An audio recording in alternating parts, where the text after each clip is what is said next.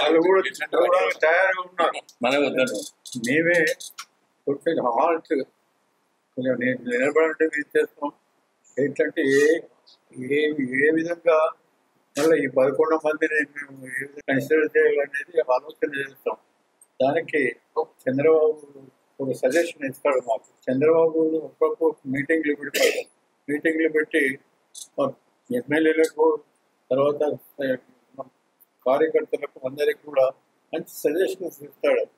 చంద్రబాబు చెప్పినట్టు నడిస్తే ఈరోజు ఈ అవస్థ వాళ్ళకు తప్పేది.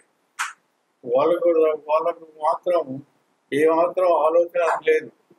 నేను చెప్పాను ఇంతకుముందే ఫస్టే, జగన్ బటన్ నొక్కుతాడు, బటన్ నొక్కి దాని ప్రకారం చేసుకుంటాడు. ఆయనకు ఆలోచన లేదు. వాళ్ళ చెల్లెలే చెప్పింది, ఆయనకి బుద్ధి లేదు, ఇంకా మెదడు లేదు, రాలేదు అనేసి చెల్లెలే చెప్పింది. కాబట్టి చెల్లెలు చెప్పినది మనం ఒప్పుకోవాలా లేదా అనేది మనం ఆలోచన చేయాలి. మీరందరూ కూడా మాకు సాయం చేయాలి తప్పనిసరిగా.